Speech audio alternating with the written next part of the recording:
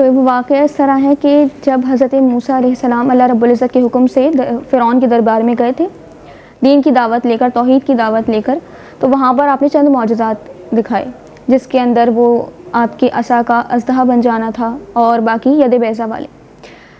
پھر جب فرعون نے یہ دیکھا تو اس نے تمام جو یعنی جادوگر تھے مشہور ان کو بلایا اور تقابل کے لیے کہ مقابلہ ہو، اور جب ان کو بلایا تو حضرت موسیٰ علیہ السلام کے ساتھ ان کا مقابلہ ہوا۔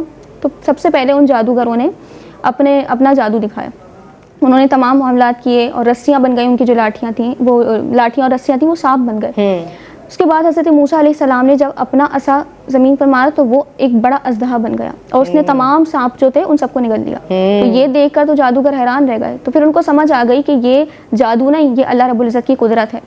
تو پھر آیت مبارکہ میں سورۃ طٰہٰ کی آیت نمبر 70 ہے جس میں یہ فَأُلْقِیَ السَّحَرَةُ سُجَّدًا کہ پھر جو جادو کرتے وہ سجدہ ریز ہو گئے، اور پھر انہوں نے کہا آمنا برب ہارون و موسیٰ کہ ہم ہارون و موسیٰ کے رب پر ایمان لاتے ہیں۔ سبحان اللہ۔ تو جب انہوں نے یہ دیکھا یعنی ظاہر وہ جادو کرتے انہیں اندازہ ہوا کہ یہ جادو نہیں ہے، کہ جو انہوں نے کیا یہ معجزہ ہی ہے، یہ اللہ رب العزت ہی کی قدرت ہے۔ تو اس سے ہمیں ایک اور بات یہ معلوم ہوتی ہے کہ جادوگر جتنا بھی بڑا ہو یا اس کا جادو جتنا ہی پاورفل کیوں نہ ہو، اللہ رب العزت کی قدرت کے آگے وہ کام نہیں آ سکتا۔ اللہ رب العزت کے محبوب بندوں کو جو اللہ نے ایک قدرت دی ہے، ان کو جو اللہ نے اختیار دیا، اس کے سامنے کوئی جادو نہیں کام آئے گا۔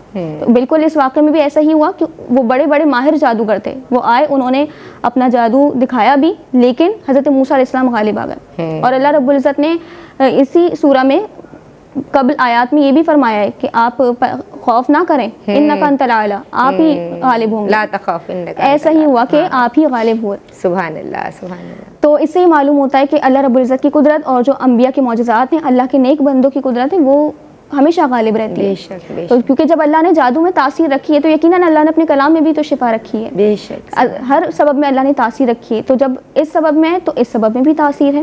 پھر اللہ رب العزت کے نیک بندے جب اس جادو کا توڑ کرتے ہیں تو اس میں بھی تاثیر اللہ رب العزت نے رکھی ہے۔ بے شک بے شک۔ تو لہٰذا ہمیں اگرچہ اس کی حقیقت ہے، یہ بھی یاد رکھنا چاہیے کہ قرآن میں جہاں پر جادو کی حقیقت کا بیان ہے وہاں یہ بھی تو بیان ہے کہ آخر میں حضرت موسیٰ علیہ السلام ہی غالب آئے۔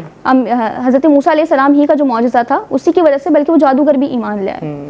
تو لہٰذا جہاں پر جادو کی حقیقت ہے وہاں پر توکل کو بھی ہمیں مضبوط رکھنا ہے کہ جو آیت پہلے بھی تلاوت یہاں پر ہوئی کہ جادوگر فلاح نہیں پاتا، تو یعنی اگرچہ جادو کتنا ہی اسٹرانگ تھا آخر میں فلاح نہیں پائی جادو نے۔ جادوگر جتنا بھی اپنا جو جادو ہے اس کا بہت طاقتور ہی کیوں نہ ہو، بالآخر ہوتا یہی ہے کہ اس کا جادو کام نہیں آتا۔